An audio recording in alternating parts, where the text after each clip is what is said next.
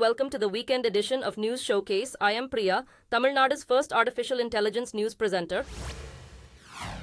Latest reports say India recorded 752 new COVID-19 cases in just a day, and it was the highest in the last 7 months. It also said 4 people died in the past one day, compared to the previous day.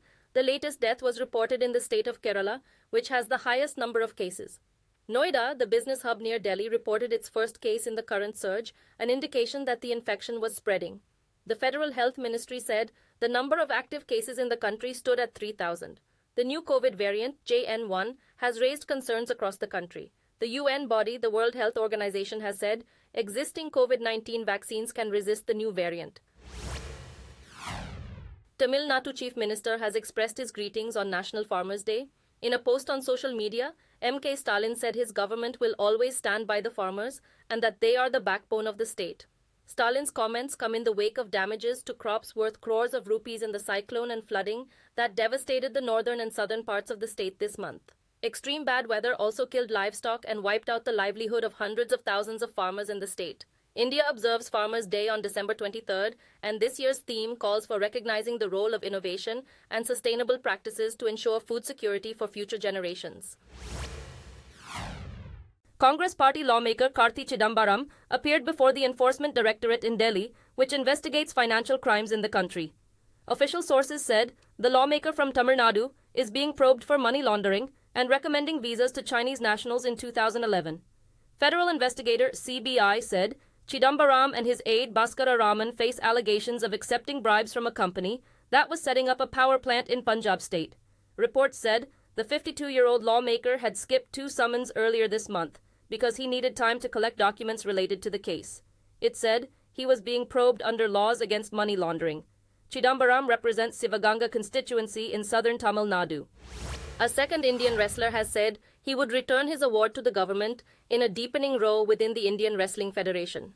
Wrestler Virendra Singh said he would give back his Padma Shri award to show solidarity with fellow wrestler Saki Malik, who quit the sport over fears of sexual harassment. Singh tagged sportsmen Sachin Tendulkar and Neeraj Chopra to his social media post. A row broke out after Sanjay Singh, an aide to former head Brij Bhushan, accused of sexual misconduct, was elected president of the Wrestling Federation. On Friday, wrestler Bajrang Punia said he was returning his Padma Shri in protest at the outcome of the election. The Weather Office has said the minimum temperature in Delhi was recorded at 14 degrees Celsius as winter started to intensify across northern India. Reports in the morning said 16 flights in Delhi suffered delays due to dense fog. Officials said 11 of them were international flights, and the rest were domestic services. Disruptions to airline operations in northern India is not new during winters. Reports also said homeless people were the worst hit, as many took shelter on the compound of the city's main state-run AIMS hospital. Many others were seen on the road moving with blankets and mattresses in search of protection from the cold. Air pollution in Delhi is one of the worst in the world, as authorities rated today's air quality as severe. A Hindu temple in California was defaced with pro-Khalistan and anti-India slogans. The photos of Swaminarayan Mandir Vasana Sanstha in Newark were shared on social media by the Hindu American Foundation. The images showed slogans against India and Prime Minister Narendra Modi on several walls of the temple. The organization said the hateful messages may have been written to traumatize people visiting the temple and create a fear of violence.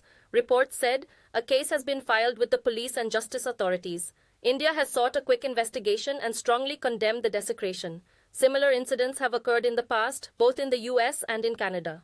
The latest violation comes amid investigations into plots to eliminate Khalistan supporters in Canada and the US. The internet has been shut in parts of Jammu and Kashmir after 3 people detained by the army were found dead. Reports said the internet blackout in Poonch and Rajouri districts was aimed at discouraging rumors about the deaths. Earlier reports said the army and the civilian authorities have not commented on the deaths, while updates were awaited. 5 Indian soldiers were killed on Friday after militants ambushed 2 military vehicles in the area during a routine military operation.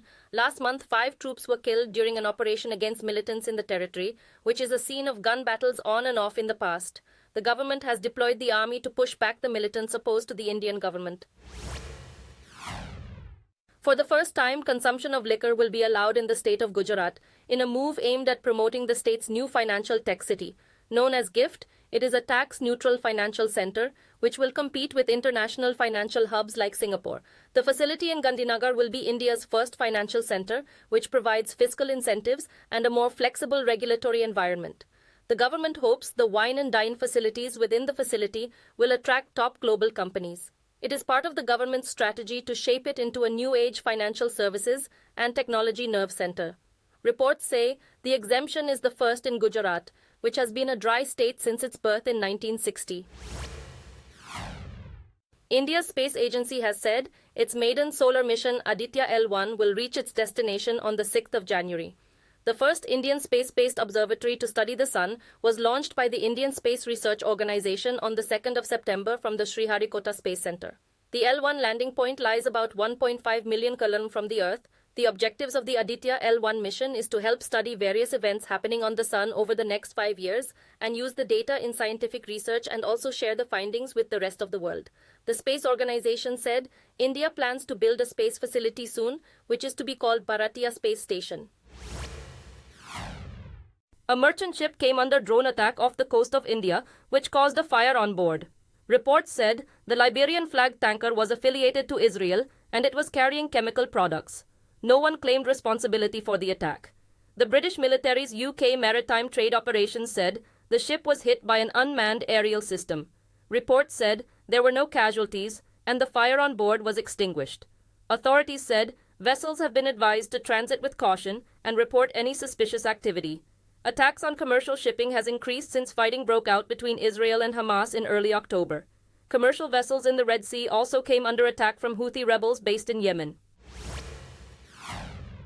The UN Security Council has adopted a resolution that calls for more aid for the Gaza Strip, but it did not demand an immediate pause in Israel's military operations in the enclave. The vote comes after days of negotiations to avoid a veto by the US, which is a key ally of Israel. The head of the UN, António Guterres, has said the real problem was Israel's ongoing offensive, which has affected aid deliveries. The UN has warned that Gaza faces the risk of famine if the war continues. Hamas, which governs the Gaza Strip, has said Israeli offensive in the enclave has killed more than 20,000 civilians, including thousands of children. The fighting between the two sides started in early October. In Gaza, Israel continued its attacks late into the night on Friday with airstrikes and ground attacks. Palestinian media said a strike on the Nuseirat refugee camp killed at least 18 people. In another camp, people were ordered by Israel's army to move south as it continued its ground offensive. The official Palestinian news agency said an airstrike destroyed a water treatment plant in Jabalia. The Palestine Red Crescent Society said airstrikes had been conducted near its Al-Amal hospital in the southern city of Khan Yunis. The humanitarian group Doctors Without Borders said that Israel's indiscriminate strikes on Gaza had turned the north of the strip into a pile of rubble. Ukraine's military has said it shot down 3 Russian fighter jets in the south of the country on Friday. Ukraine's Air Force said 3 Su-34 fighter bombers were shot down over the Kherson region. In his nightly address on Friday, President Vladimir Zelensky said, "The downing of the planes is a reminder to the Russians that their actions will not go unpunished." Reports said Zelensky also thanked the military personnel who shot the planes. In a press conference earlier this month, he insisted that Ukraine was not losing the war. Moscow has not commented on the claims that its planes were downed, but popular Russian bloggers have reported losses. In February, Russia's invasion of Ukraine will mark 2 years. Those were the top stories at this hour. Do join us, same time Monday, and have a great weekend.